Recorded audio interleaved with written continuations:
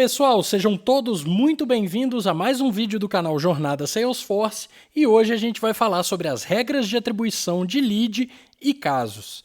Recentemente a gente falou sobre o Omnichannel, viu esse canal funcionando na prática, né? Eu recebendo casos ali que chegavam para a fila na qual eu estava, e hoje a gente vai ver algumas regras que definem para quem vai ser encaminhado o caso ou o lead, para quem ou qual fila, ok? Vamos lá na configuração para a gente começar. Aqui na busca rápida eu vou digitar atribuição e a gente tem as regras de atribuição de lead, abaixo de marketing, e também regras de atribuição de caso. Eu abri as duas aqui só para mostrar para vocês que elas são muito similares, tá? Elas são, na verdade, exatamente a mesma coisa, porém uma funciona para caso e a outra funciona para leads. Então vou fechar a de lead aqui, vou fazer só na de caso. A gente já tem uma regra padrão que é criada junto com a org e eu vou criar uma nova regra. O que é uma regra de atribuição de caso? Baseado nos critérios que eu colocar, esse caso vai ser atribuído para uma pessoa específica ou uma fila. Então eu vou criar a regra teste e vou deixar ela ativada. Salvar. Notem que a regra standard foi desativada, porque a gente só pode ter uma regra ativada por vez. Está aqui, mas apenas uma regra pode estar ativa de cada vez. A nossa regra teste ainda não tem nada. Agora a gente vai adicionar as entradas de regras. Vamos adicionar aqui, novo. E o primeiro passo é definir a ordem dessa entrada de regra. Vai ser a ordem 1. Aqui a gente define os critérios ou uma fórmula avaliada como verdadeira. Ou seja, a gente pode falar, caso o campo assunto do objeto caso seja igual a teste regra de atribuição de caso, eu vou atribuir esse caso para um usuário específico, poderia ser uma fila. Eu vou atribuir para o Josias Teste, por exemplo. E aqui eu vou copiar esse valor do assunto, tá? Para a gente fazer um teste e vou salvar para deixar essa regra valendo. Beleza, a gente tem a nossa primeira entrada de regra dentro da nossa regra teste. Isso já está ativado, já está funcionando. Então, quando o assunto for igual a teste RAC, esse caso vai ser atribuído ao Josias Teste. Vamos lá no front-end para ver isso funcionando na prática.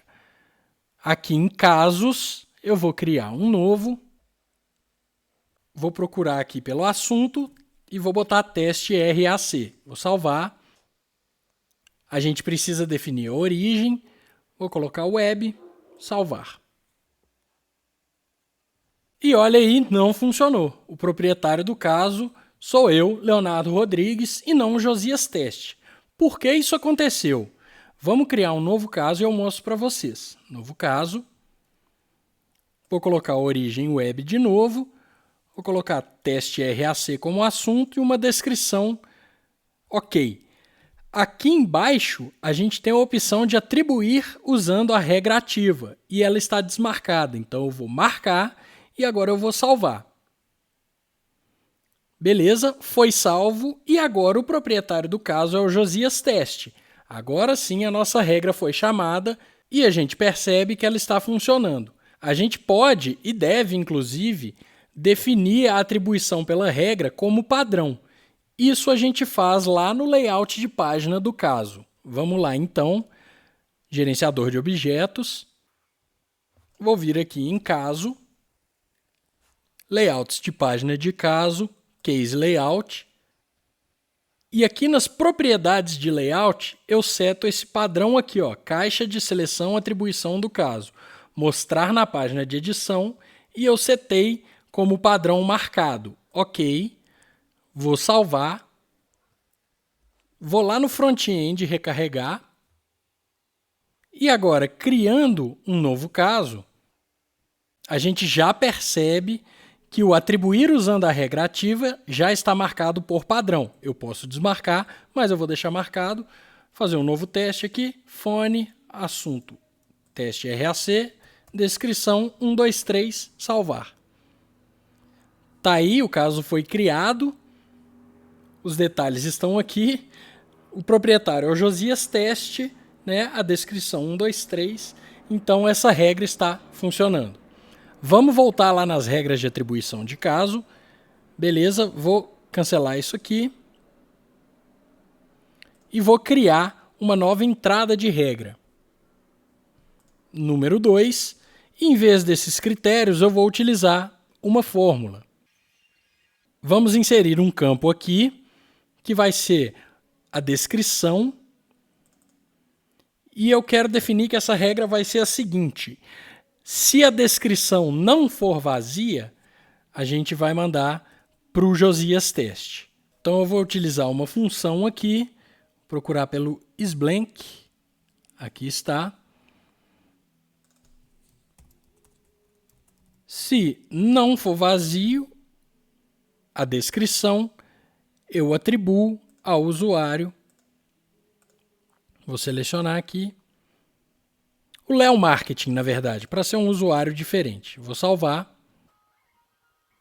O destinatário não tem permissão para exibir casos. Tudo bem, vou selecionar então o meu usuário Leonardo, que sou eu mesmo, salvar. Então beleza, agora a gente tem duas entradas de regras e vamos ver como funciona isso aqui. Vou colocar o teste RAC e vou colocar uma descrição também para satisfazer essa regra de baixo. Então vamos lá, vou recarregar, fechar essa guia aqui do caso, novo caso,